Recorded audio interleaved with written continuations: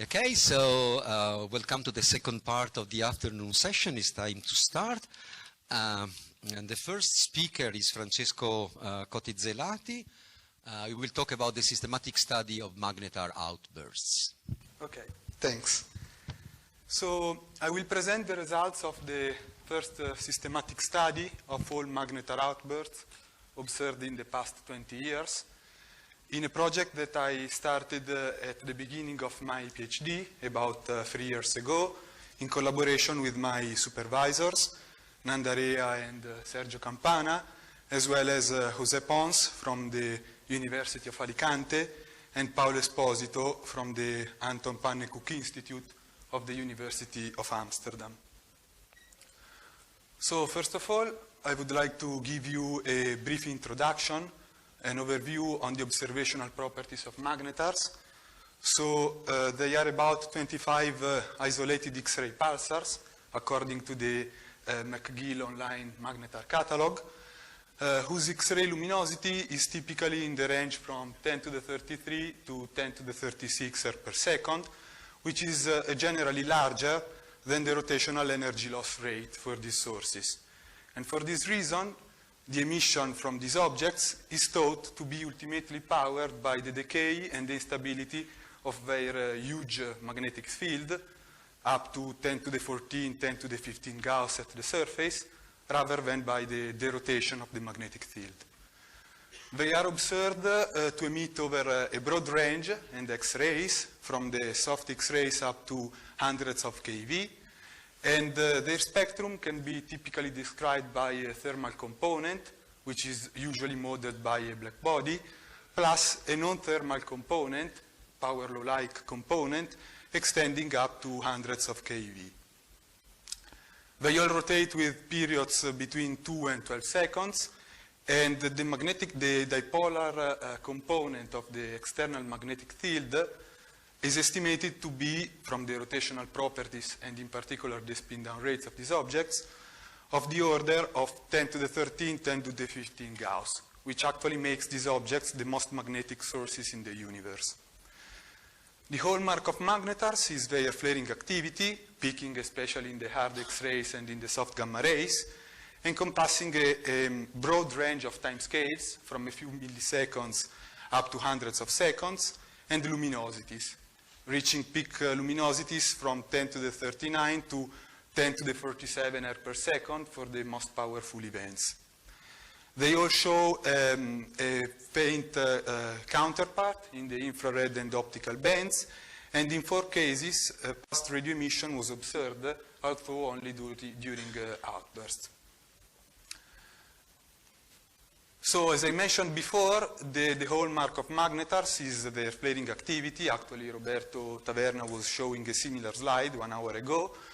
We can roughly classify these bursts in 3 categories, according to their duration and spectral characteristics. So we have the short bursts lasting from few milliseconds up to seconds, showing peak luminosity from 10 to the 39 up to 10 to the 31 erg per second, with a typical thermal-like spectrum, usually described by a black body with temperature from 30 to 40 keV.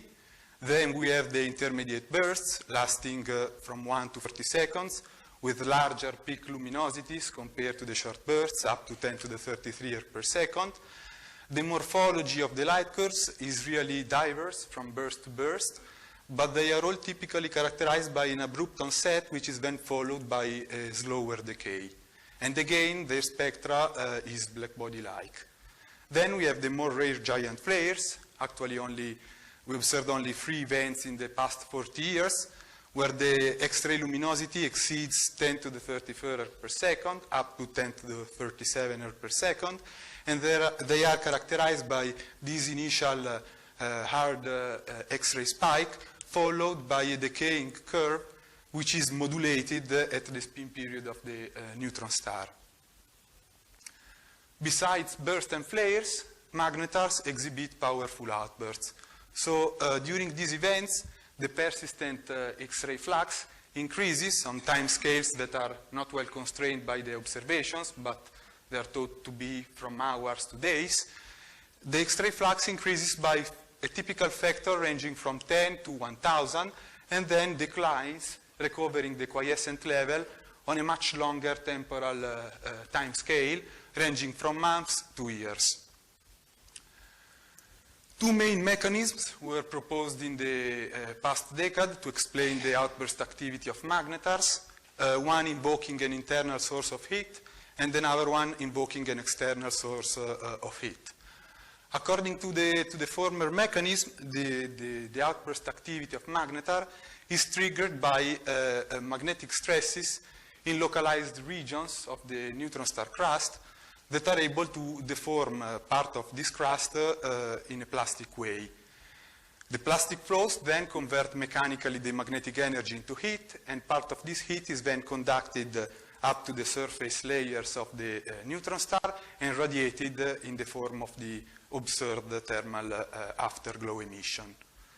But in addition to this, the crustal displacements implant a strong twist of the magnetic field lines outside in the magnetosphere, probably localized in a restricted region of the magnetosphere, and it is then thought that the outburst evolution is regulated by the resistive untwisting of this bundle. Both mechanisms are likely at work in magnetar outbursts, and actually the timescales involved should be of the order of a few years, which is actually observed in the data. During my PhD, we carried out the first systematic and homogeneous analysis of the spectral properties of magnetars in outbursts, actually with two main goals. So the first one was to model all the cooling curves for these episodes in a consistent way, especially considering that all these events were studied only individually by separate teams, also having different assumptions, for example, on the adopted models, such mainly the photoelectric absorption model, as well as the models describing the continuum emission. On the other hand, given the larger sample of magnetars outbursts analyzed, we were able to search and investigate for possible correlations and anti-correlations between different parameters, such as the outburst energetics, the quiescent luminosity, the flux enhancement, the magnetic field, and the characteristic age. In a future work, we will use the results of this study to gain deeper insight into the emission processes, especially via modeling with state-of-the-art internal crustal cooling codes. Here below, in particular, I show two examples where actually the cooling curves of outbursts can be described, in many cases, either by fixing the quiescent luminosity and varying the injected energy inside the crust, or, as you see on the right, by fixing the amount of injected energy in the crust and varying the quiescent luminosity. Now, to give you an idea of the numbers involved in this project, we analyzed a total of 23 outbursts that were observed from 14 different magnetars, plus 2 rotation power pulsars, namely PSR 1119 and PSR 1846, which experienced actually magnetar-like activity in the past decade, plus the peculiar central compact objects at the geometrical center of the supernova remnant RCW103, which actually underwent a couple of outbursts in the last 18 years, but Andrea De Luca will talk about this in more detail in the next days.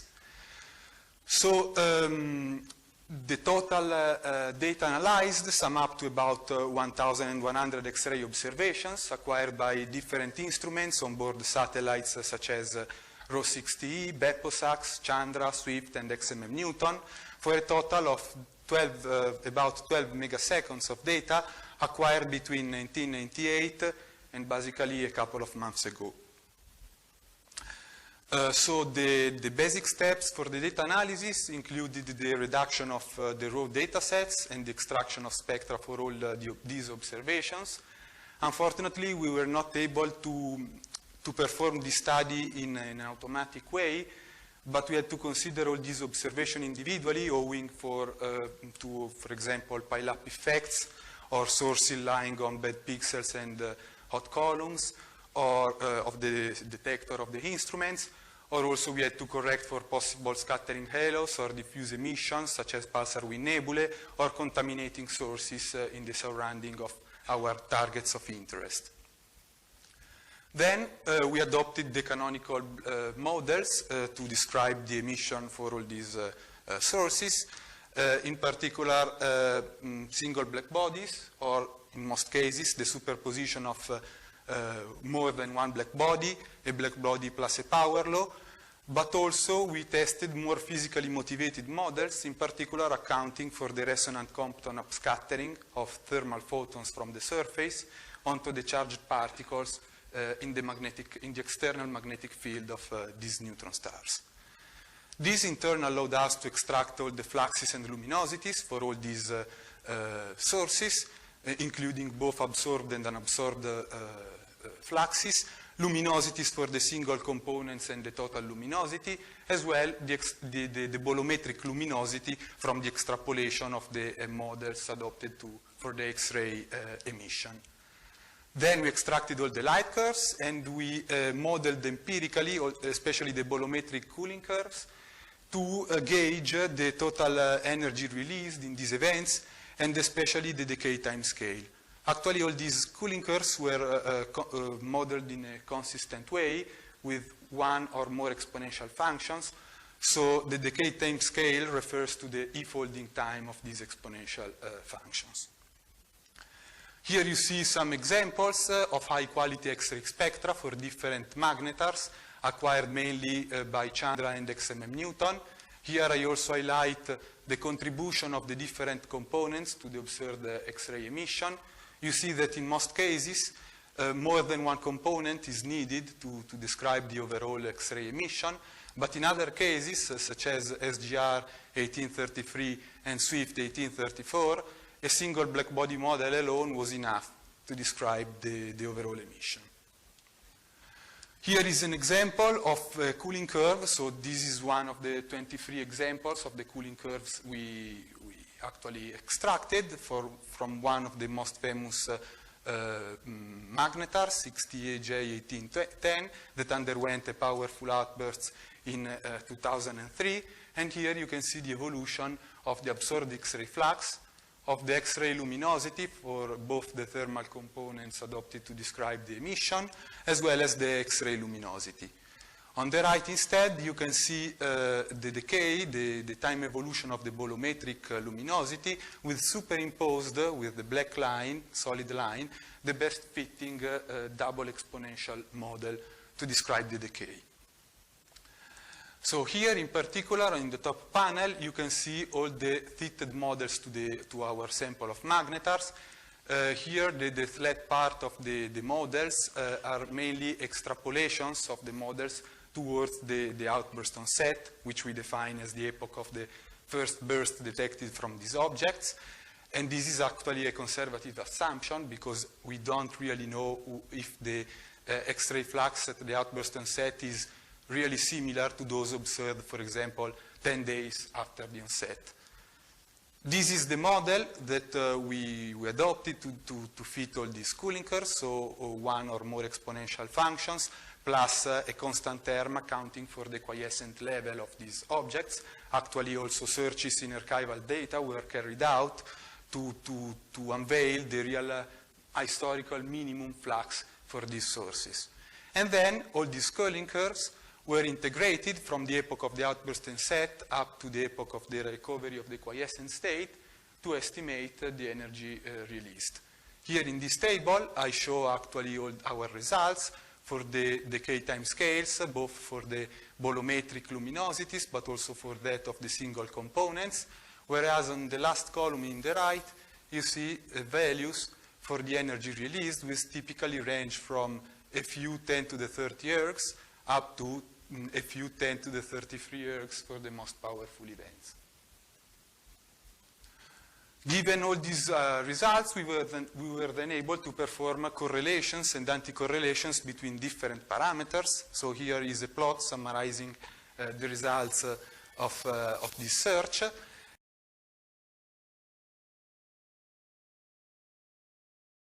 And the statistical significance for a correlation was evaluated either with both the Spearman-Rank correlation test and the Kendall-Tau test.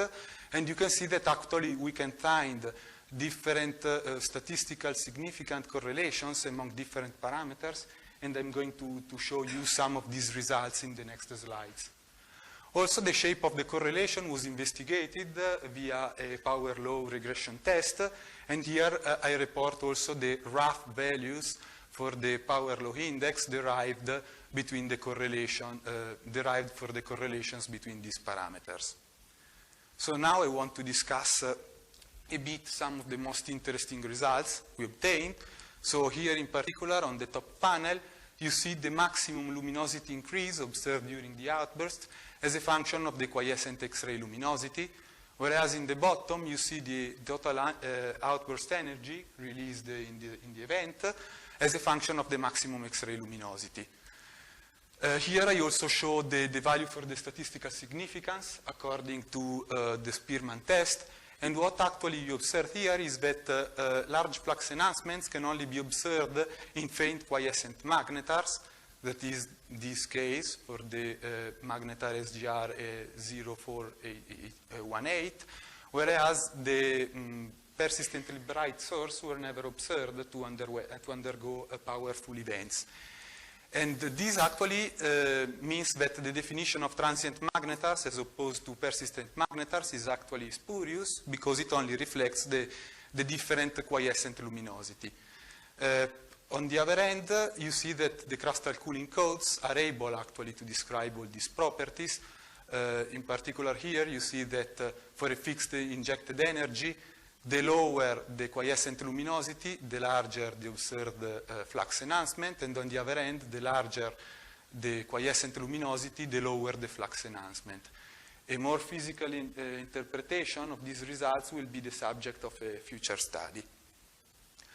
Other important correlations here are the quiescent bolometric thermal luminosity as a function of the external dipolar magnetic field. Here the correlation is significant at the level of 3.3 sigma. In this plot I also included, besides the magnetars, also the central compact objects in gray, the rotation powered pulsars for which a clear thermal emission was detected in red, plus the X-ray dim isolated neutron star in orange. You see anyway that the central compact objects depart a bit from the general observed trend, and this is expected considering the hidden magnetic field scenario proposed to explain the low external magnetic field of these objects, according to which actually in the first stages of the neutron star life, a magnetic field of a few 10 to the 12 Gauss can be buried into the inner crust by fallback accretion of the material of the supernova debris onto the neutron star.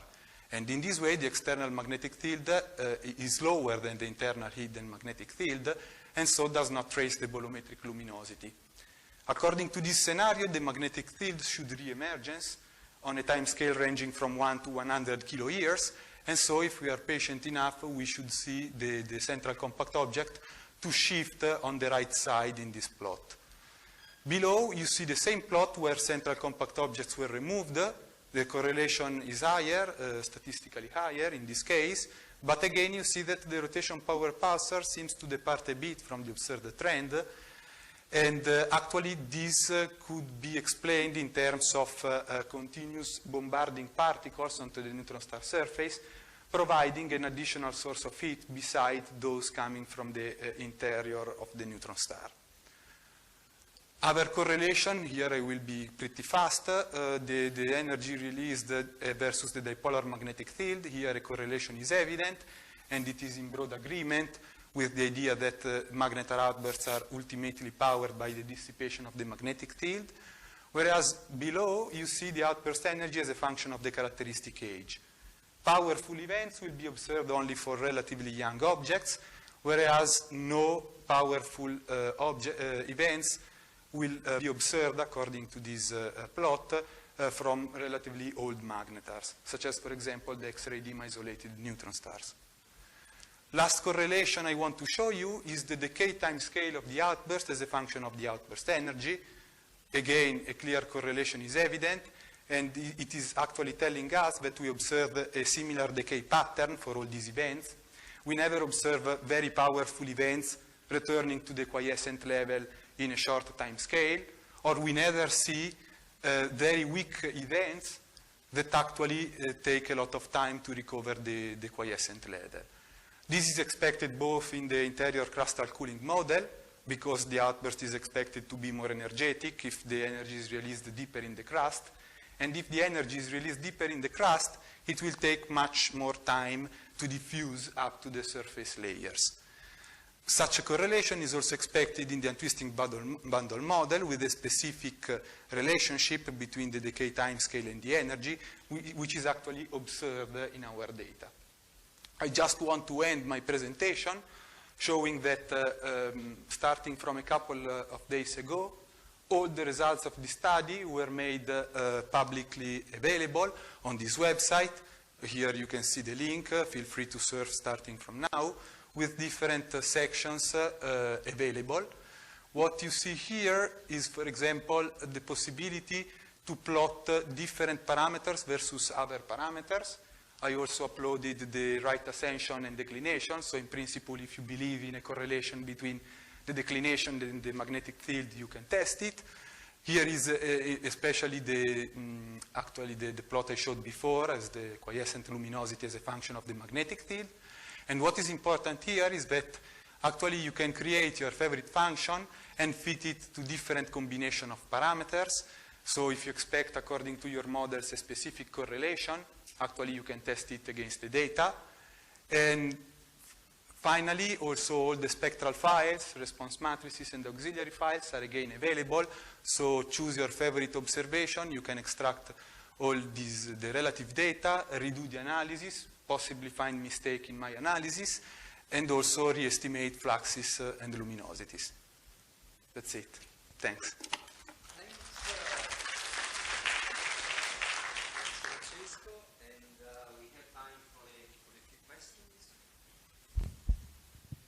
Are there questions, comments? Jez. Obviously, really nice resource for the community. I was wondering about this one correlation that you were showing between burst energy and characteristic age. So how many orders of magnitude does that cover, and what would happen if you were to extrapolate that all the way down to a few tens of years or so? Well, I did not age, not the decay timescale.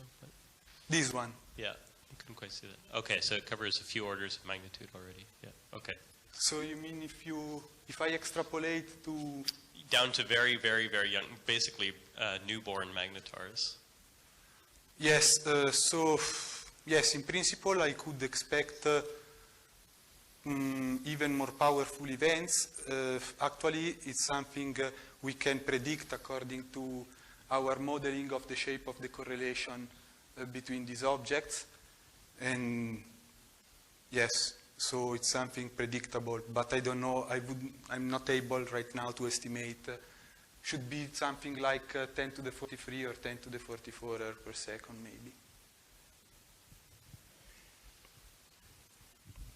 Are there other questions?